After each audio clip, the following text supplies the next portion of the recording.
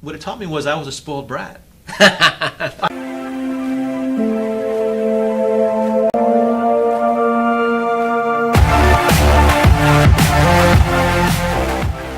So we're live here in Chatter, Southwest Florida. I am joined with Kevin Graham, owner of Suncoast One Title. I got it right. You got it right. Okay. Well, tell us about your business. Tell us about yourself. We got some questions for you. We're going to get into a whole bunch of stuff. So we were having some banter prior to the show. We were talking about a couple of friends that we have in common. Yes. And just before we do start, Yeah. I have met you a couple of times, which is kind of intriguing, which is kind of cool. And again, we were speaking about this prior, was that I think we shook hands once or twice, but we never sat down and talked. We never sat down and hung out, never had a coffee, never really. But we've crossed paths during events or Sure. things that are happening, but we never had the opportunity to sit and talk. So there was nothing prepared. We didn't prepare before. We just, No. couple of Yeah, text when here you and there. said, just tell me about yourself, I just went, So Yeah. so that's pretty cool, and that's the way that we want this show to be. We don't want to prepare, have anything prior. I mean, we have a couple of questions that we have to Okay. keep me on track, but ultimately we just want to get to know you, get to know your business, and just what's going on with Kevin. So tell us about your business. I didn't even know that you owned it. You see Oh, that? yeah. So I even asked that. So go ahead and tell us about yeah, I that. have Suncoast One Title.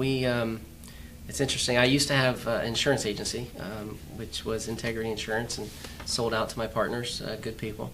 And I did that only because I had also bought, I had started a title company. It was very small, and we limped through the hurricane, post-Charlie, and post-recession, and the market meltdown.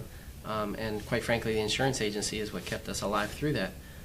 And then about 4.5 years ago or so, somebody approached me, Sandy O'Grady, who owned Suncoast One, and said, hey, I like the way you do business, and I really want to retire. Would you consider buying me out? She was about twice the size of us, and we worked a few months over trying to create a deal and make the numbers work for her, so she could successfully retire, and that we would have a successful business. And so we merged the two companies, Integrity Title and Suncoast One Title, and we moved into their office. They had more space, and we merged the staffs, and since then it's been very successful. And the fact is that that's why I said I moved out of Integrity Insurance, because the title business was taking up my time. Right, and, right.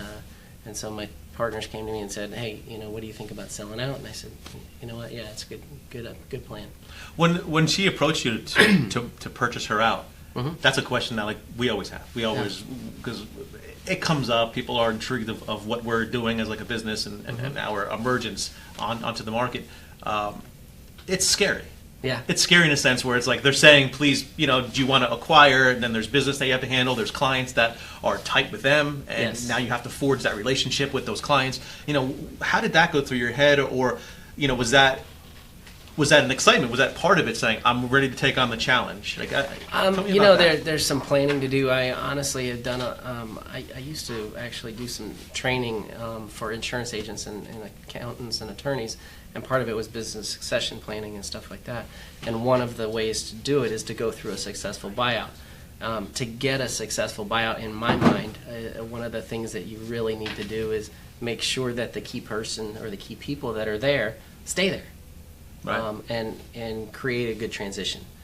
So this was a very friendly acquisition. Sandy and I worked together well. She continued on staff as a marketing person for a few years, and honestly, she still comes in. She still helps us.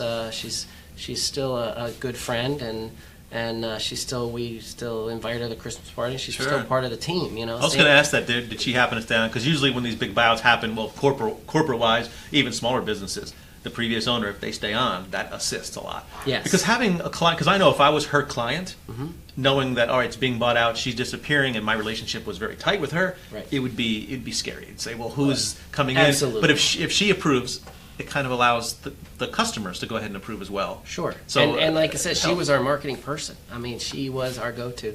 And this particular area, Port Charlotte, Punta Gorda, Northport, this is a very relationship-driven It is. business area. Yeah. You don't just move in and throw up a sign and all of a sudden you're in business and everybody comes to you. That's right. The fact is in this town, to be very successful, or to even be moderately successful, you have to build relationships, and get people to come see you and get them to trust you. And that's the type of town this is. So yeah, having Sandy stay was extremely important. Sure. So. Sure. Yeah, that's and back to what you were saying about the relationship building. I remember years back when I was building this out, our business. I remember I had someone come to me and was straight to my face and just said, I won't say the words that this person used, but it was curse words, and basically say, F the locals. Yeah. This is not what it's about. You do not need relationships. And I couldn't internalize that. No. I never understood the mentality behind not trying to have, just from a human standpoint. Right. Just from a human standpoint. You still want friends. Even if I don't do business with somebody, I might want to hang out with them. Right. I don't do business with every person that I hang out with. No, and you're not hanging out with them just to do business with them. No, yeah. right. And then it goes back to like the whole intent stage too. Then the intent shows. Yeah. You know, it's like having someone come on, having you on, then right after the show, hey, can we market for it? It's not even about that. If the intent is pure, right, and just come on, let's get to know the person. And I remember the first day I pulled back in, and I honestly was returning a rental car, and I came in a shirt and tie, and there was another guy turning in his rental car, and it was an older gentleman from Punta Gorda. Sorry about that. And I grew up here. I moved here in 1974, but I moved away for college and came back about 12 years later. But I remember this old guy looking at me and goes, "You ain't from around here, are you, boy?" And I went, "Well, actually, I am, but I'm moving back." And he said, a lot of people come back, or a lot of people move into town. He said, "Call me in a year when you're still here." And because... Interesting. Because, and to him, a guy in a white shirt and a tie didn't fit, and the fact is that was a long time ago. That was back in '97. So wow. I actually encountered that. I was in a tie. I was in a I was in a button-up shirt, and I went to. Do you remember John Hall's Goalposts? Mm-hmm, yeah. And I remember I went and I sat up at the bar. I got some food, and the lady behind the bar, she goes, "Where are you from?" I said, "I live here."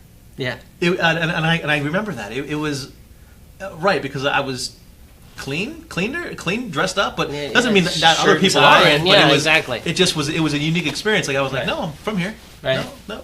And I'd say for a long time I dressed down and dressed a lot more casually and things like that. Just recently I've started to try to clean up my act. I think we're going to do that now. I'm going to go away from the V-neck black T-shirt. What do you think, Christian? I agree. Yeah. What? Oh This is the MO, the beard and the T-shirt. Like We're going to start doing the vests. I like the vests. Let's talk about your business before we get into a couple of questions about you. Okay. Who would use your business? Obviously, a real estate agent or anybody that's doing a real estate transaction is buying or selling property or refinancing a property, getting a loan on their property. So in reality, most of the marketing that we do is directly to realtors. Because realtors are the ones that understand the business. They're the ones that have the transactions and are trying to manage things. So gaining the trust of the realtor and letting the realtor know that we're here to help and get the transaction from open to close. What we do, like for sale by owners and stuff like that, people will call us there. Lenders that are refinancing a house for somebody. So we do all the paperwork behind the scenes, make sure everything's paid off. So if there's an existing loan, there's no liens against the property, that kind of stuff. So and they can choose who they want to use. So a mortgage broker isn't just reluctant to use just a certain. There's no government body that says you must go this route. They can pretty much choose who they want to. The buyer or the seller, whoever's paying, or the person that's refinancing the property actually gets to choose. Oh, really? Yes. So the realtor and the mortgage broker they're the trusted advisor in the deal. So if the buyer or the seller is the one paying for title work, then the buyer or seller's agent is going, okay, who do you want to use for title? And if the buyer or seller says, I have no idea because I don't even know what title is, because most people don't. Interesting, because I just bought property and I wasn't even asked that question, who I can use. It just basically it just went through. Yeah, we're saying this live on air, but we just allowed the process. I'm sure somewhere I signed, is this okay? I'm sure I just it's on the contract. Who's going to hold escrow? And, right. So, but the question is again, you you bought property? I bought land. Okay, but it's out of state though. Did you pay the title work, or did the seller pay the title? That I don't know. See, and that could be part of it. All right. Because our real estate agent, he's phenomenal. David Yeah. B., if you're watching, you're phenomenal.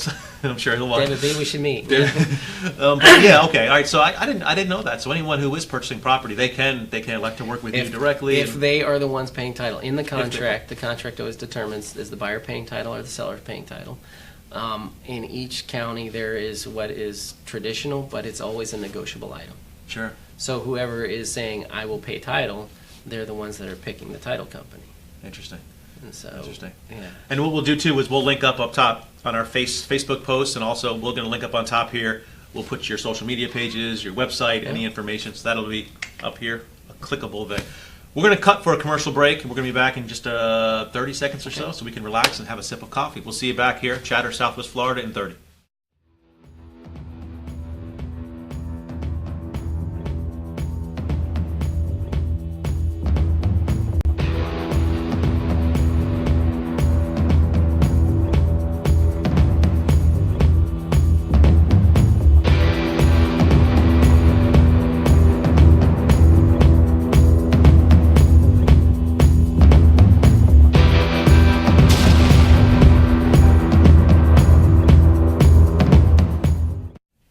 Okay, we're back live here on Chatter, Southwest Florida with Kevin Graham. We're going to get into some personal stuff with you. Okay. I got one question to start this off Yes, here.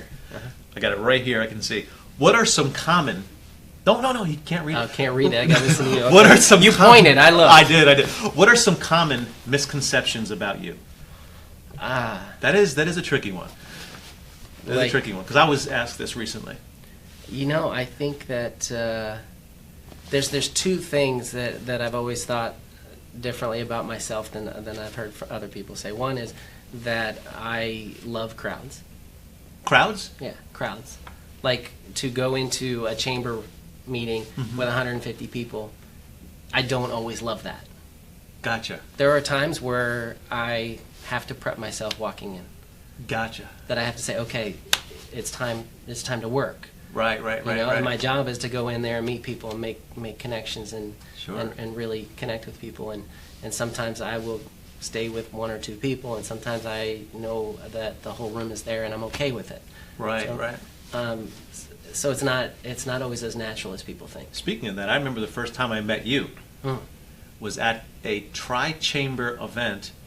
I don't remember the company. It was they sell flooring, Wow. cabinets, just cabinets maybe, or Just counters and other stuff. just counters and other stuff. Okay. Right, it's kind of in like the industrial park behind the bowling alley. Mark and Kathy Kemeny. That was the first time, and I was doing a little filming stuff for the CDBIA. Yes. Okay. That was like 3 years ago. Yeah. That was a okay. long time ago. Yeah. That was the first time I met you too. So that was a large crowd. A very large crowd. So maybe you yes, weren't and comfortable coming into yeah, that kind of there's- environment. There's times. So people think that you're ready to go, that you're always on, maybe because your personality.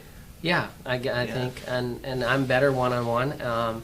I'm okay with doing rooms. It's just, I think, the reason I say it is because I think business people look at it and go, God, I wish I could do that. I wish it was easy for me like it is for him. Right. And my message to other business people is there's nothing that's always easy. You have to know what your job is at the time and go do it. Right. And so if it's walking into a room of 150 people and saying, okay, who am I going to meet today? Sure. Because we all need to meet people to be Yep. successful. We already talked about relationships in this town are extremely important. Sure. So that's the one thing. The other thing that I found, somebody told me once that I was intimidating, and that to me is the farthest from the truth. Someone told me one time I'm brash Brash. because I'm type A, Yes. but I am very insecure. Yeah. I'm anxious a lot. Uh-huh. So that compensates. It comes out. But if people get to know me, and I know the team, they intimately know me, and I'm so far, like I'm so caring, like I'm so like we just helped out, a young lady with her picture and stuff, and that was the biggest gift to do a graphic for her. It was on his time and the business's time, and Yeah. But it's so far from that. Then after a while, then when they get to know you, it's like, well, that was a misconception. They're not who. Right. But Yeah. sometimes that comes across during a speaking event or during something, Right. because sometimes you have to be, or if you're passionate about your product. Yes. Just the way that you were explaining about the title and stuff, title and insurance, and I can tell, there is a passion Yes. of making sure I understand completely what that product is. And sometimes people, they think it's it's brashness. Yeah, Or, I read but- something this morning. You know, our education now comes from little articles on Facebook and stuff, and it was about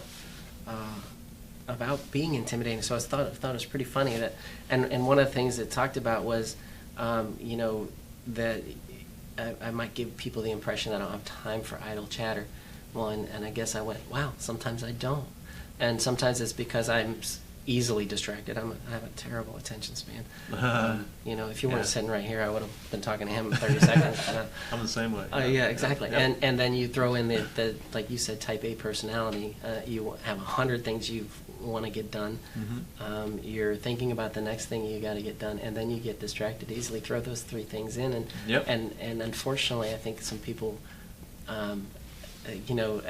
If I'm sitting here talking to you and there's 10 people around me, that's one of the hardest things for me because Sure. I get so distracted so easily. Sure. And so if we had those 10 people around here and I gave you 30 seconds of that time and I went out to that other person because I wanted to make sure that they felt good about themselves as well, and then what did I just do to you? And so I don't know where it comes from. I do a lot of self-analysis and try to figure that out. I was going to ask you that self-awareness though. Do you have a high level of like emotional intelligence? Like, can you feel like, do you feel you have that ability to be able to read people to see if they're engaging, or if you're in a group of three and you're chatting with one and you go to the next, do you feel a little bad about the other one? Like, I didn't Yeah. give them enough attention, I have to go back? Like, Yes. is that kind of what you're saying? Yeah, you know, I want everybody around me to be happy. I really do. Sure. I just, and I think about that a lot. I care about people, and it's hard to realize that you can't make everybody happy. No. But yeah, if you're sitting in a crowd, and honestly, I will turn and focus on the one person that's really having a hard time getting into the conversation, because you know, and I always look at, a lot of my experiences are about business. It's the chamber events, it's those kind of things, and I remember being that new guy. I remember being that one that, you know, gosh, I want to figure out how to get to talk to that person or talk to one more person. Right. And so I want to, you know, be able to pull those people in and try to engage them a little bit and try to get them to the next point, the next point, the next point. I like people. I like to see people develop and succeed, and I think that's kind of cool. We're kind of the same way, and you just answered my second question for you. What role are you taking as a leader within the chambers or the town itself? And I think you kind of explained that, you know, not leaving someone behind or someone new, kind of exposing them, getting them out. You know, do you feel that you're hitting that leadership role? Because that's what attracted me to ask you to come on the show. You know, I see you as a community leader within the group. I like to mentor other business people, you know, and give them some help. The truth is, I used to do a lot with service organizations in the chamber and things like that, and I've kind of backed off of that because I have, you know, 13 people at work that, you know, need to develop and move, and I still am the president of the YMCA. Oh, you are? Yeah, I've been on the YMCA board for, gosh, 18, Charlotte County 19 years. YMCA. Yeah. Yeah. And I've been the president twice for that, and that's a big part of what I've done. And what this is the one thing I've held on to. I've done Boy Scouts, and I've done, you know, all these other, you know, and I'm extremely active in the Association of Realtors in sponsoring events and things like that. But as far as, you know, being on committees and things like that, I haven't really done that lately. Right. I used to have 19 meetings a month. 19? 19 meetings a month. Now is like the guilt getting to you that you can't attend or you can't assist as much as you used to? That's a big part of it is, you know, being on a board and not getting there and just kind of having to say, look, I got to step off, and because to put your name on it and not be there that doesn't help anybody either. Sure. No, So, I understand. Yeah. I understand. So the YMCA is my passion. That's a big part of it. Actually, we have an event October 14th. It's the Harbor Nights event. I got to throw that plug in there. I did see that. I did say we'll link that up too. We'll put that up. Yeah, And we we'll gotta put get that up as some- well. And the hurricane has kind of taken and distracted everybody from sponsorships but the events are going on. The nonprofits are continuing. Yep. You know, and I don't serve on a lot of those committees, but I do a lot of nonprofit events. Mhm. I think they're extremely important to keep our community running. Sure. It's amazing what the nonprofits in this town do as a percentage of There's a business. lot of them. I'm noticing Yeah. there's a lot that are and they're jockeying too. They're trying to get the sponsors. There's only so many dollars that can Well, go that's around it, too, and yeah. it's like they have to try to fill that. Let's ask another question for you. Okay. It's right over here. Tell me something that's true that nobody agrees with you on. And I'm Ooh. interested if now I'm kind of intrigued if I will. Something that you believe is true that others just don't agree with you on. Wow. I don't. Because I just went through this recently. You know, with I some guess stuff. It's. I don't know that there's an absolute truth in things. I always say, there's usually three sides to every story. There's side, this side, that side, and somewhere in the middle there's Sure. the truth. Right, I'm not right. sure about that, but I don't think a lot of people disagree with me on that. I'm willing to listen to most people's opinion on things. I guess then the only other thing maybe people don't agree with on me, I believe there's a God. So, Yeah. but we don't want to, don't necessarily need to go down that way either. Well, we do agree with you there. Yeah, okay, on that one. And let's get to a final question because we're ready. We're at 25 minutes or so. Wow, here. that went fast. I know. I told you. Yeah. That was gonna scream on by. I saw on your Facebook feed, nice black Jag. Yeah. Nice SUV. Yes. What is the name of It's it? called an F-Pace. F-Pace. Yeah. Okay. Yeah.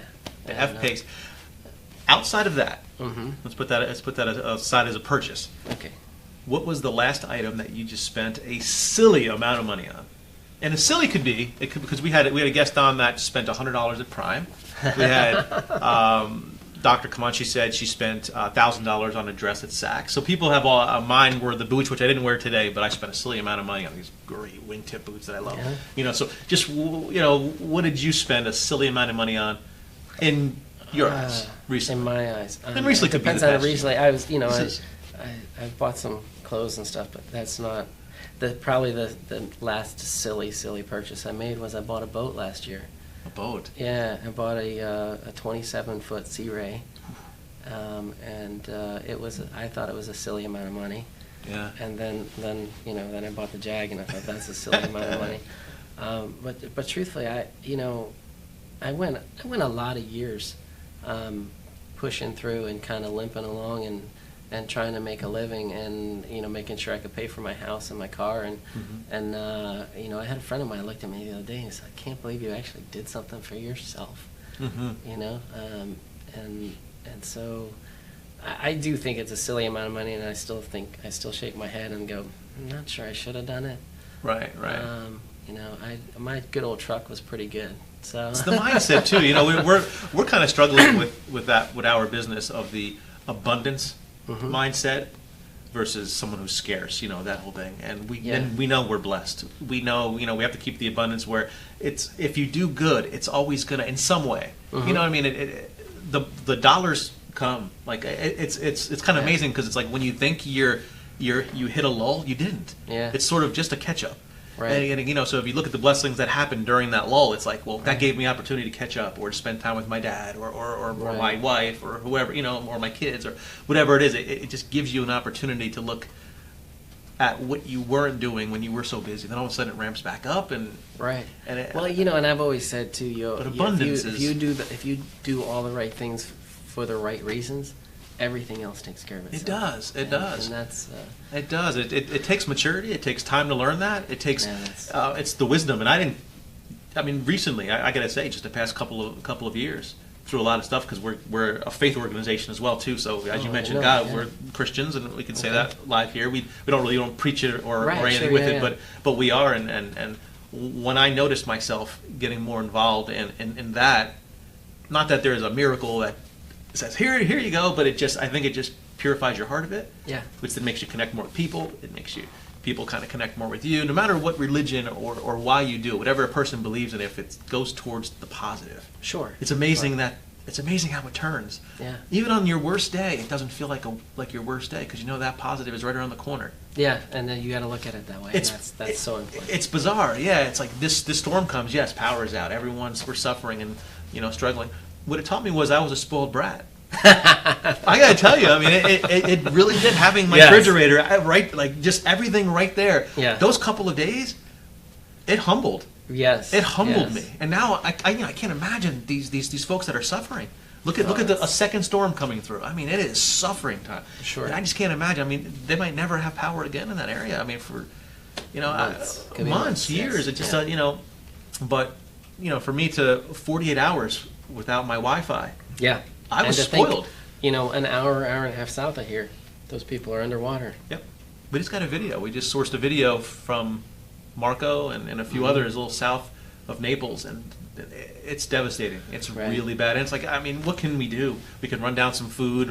Well, that's You know, that's what it can be. that's run, it. Run some food down there. Go know, down and cut some trees for people. And But is that really what they want at this moment? You It's like know, I think it's like a normalcy. Like you just want, because I'm sorry, I'm interjecting No, really no. quick, but a thought hit here. When my power was out, Chris gave me an opportunity. He's sitting back there tapping away on his PC, but his power was on, and he said, "Come on over." right. I didn't want to. Yeah. And some people don't. And Because and I we just did- wanted we- my home. I wanted to be home in my own. We took to an older couple. We took a generator and an air conditioner and 5-gallon jugs of water so they could bathe and Yeah, and that's what I was and doing. I'm like, guys, come over and take a shower. And they're like, no, we want to be here, and that's okay.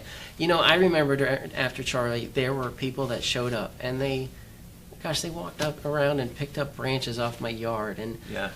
brought me water and ice. And honestly, I got to tell you, I'm never going to forget that. Yeah. It means so much. So I would tell you, you can't say what can we do. The fact is that anything you can do, you reach out to somebody. Sure. Just the idea of asking somebody if they're okay. Yeah. Is an important thing.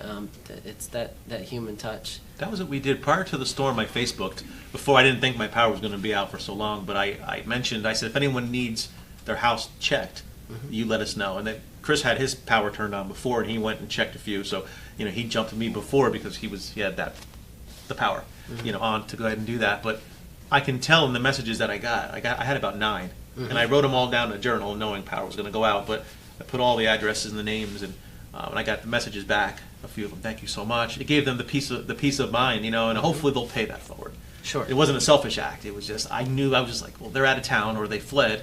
Sure. They need their homes checked. Yeah. It's just that little ease knowing when they're driving back in, To know their house is everything's okay, Yeah, outside of exactly. some debris. Yeah, we had somebody that did that for us. We were very grateful. They came, went Yeah. to buy the house, and they actually snapped a couple of pictures. Oh, see, And they sent it to us, and I think Chris so- did that. Yeah, I think So he helped me out. actually, Tracy Toth from my office, and her boyfriend. So they were really nice to us, and they snapped pictures. And that's Arthur DeStefano, he's a realtor. So thank you to both of you. That gives you the peace of Oh, mind yeah, traveling back in. to know that Yeah. that we weren't going back to a shredded pool cage and a sunken boat and a leaky roof and Yep. things like that. They just snapped some pictures of the outside of the house and said, "Look, everything looks okay." But you had the Jag with you. Well, I had the Jag. You had the Jag me. with you, Yes, so I you'll- did. It made that 23-hour drive very much better than it could have been. I hear you. So, Well, Kevin, that is it. all right. Thank you so much Yeah, for thank- joining. Yeah, I thank appreciate the you. talk, and this is the first time really sitting down with you. I look Yeah. forward to doing this more. I actually want Absolutely. to come by the office. I think I want to come by the office, just check it Okay. out. We have 2 of them. You have 2 offices. Yeah, we have one in Port Charlotte now too. We opened in January. So. We're gonna cover some of that for you. We're gonna get Okay. you some on our social media channels and just do that as a thank you for coming on. So. Oh, okay, great. So, all right, thank you so much for joining us. Look for the replay later today. C-Boss will be getting it out. Thank you for joining us here on Chatter, Southwest Florida with Kevin Graham. We'll see you on the next show.